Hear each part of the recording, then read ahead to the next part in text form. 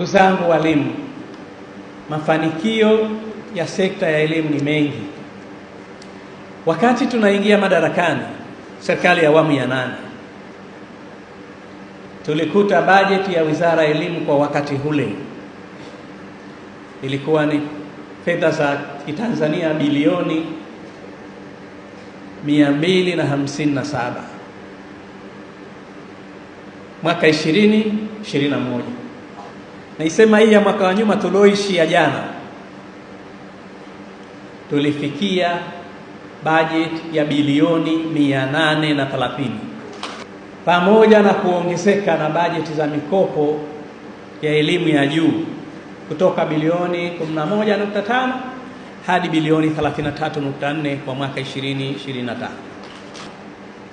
Ujenzi wa skuli za ghorofa 36 kwa ngazi ya msingi na sekondari zikiwa na maabara za kisasa, maktaba na vyumba vya kompyuta. Ujenzi wa majengo ya dakhalia umeongezeka kutoka dakhalia 6 hadi dakhalia 21 kwa mwaka 2024-2025, na ujenzi wa dakhalia nyingine 14 unaendelea.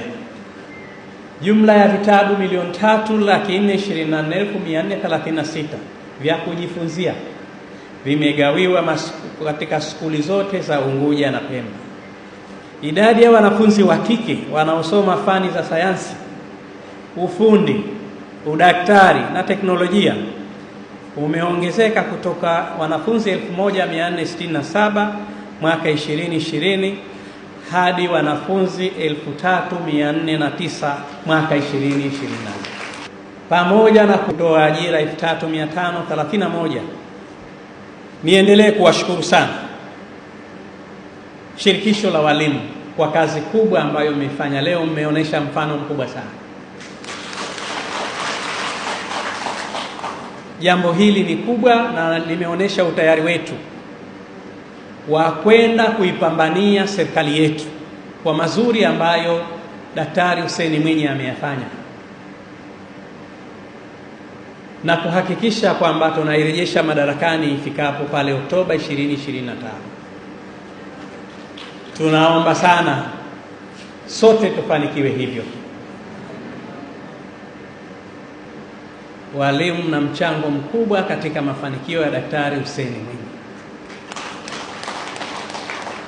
Walimu mna mchango mkubwa katika mafanikio ya Daktari Samia Suluhu Hassan.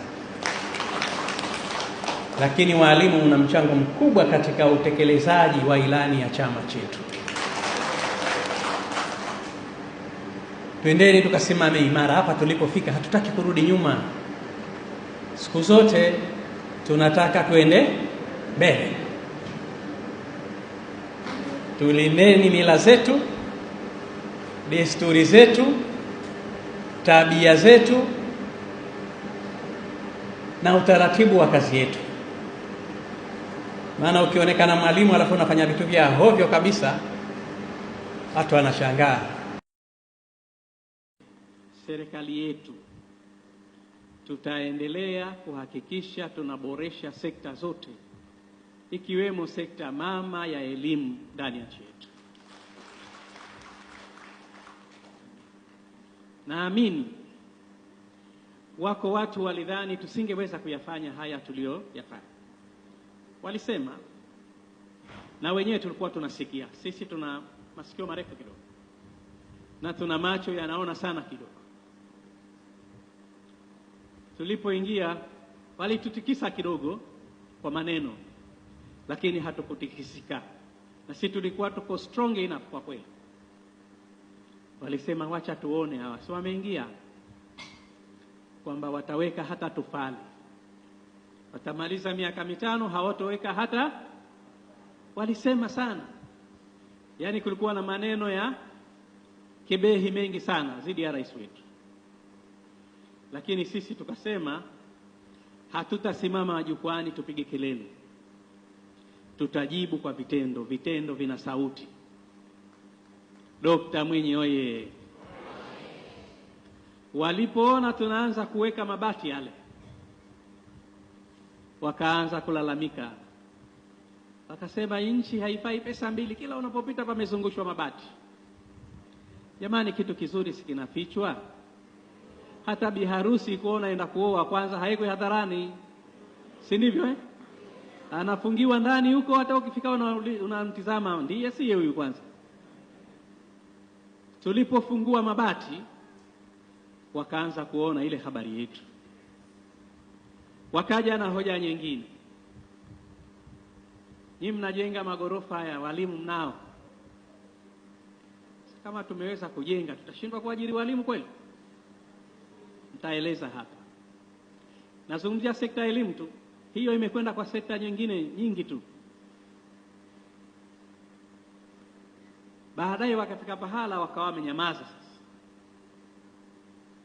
wanatafuta cha kusema, lakini tumewaziba mdomo, na niwahakikishie hawa tutaendelea kuwaziba mdomo sisi kwa vitendo.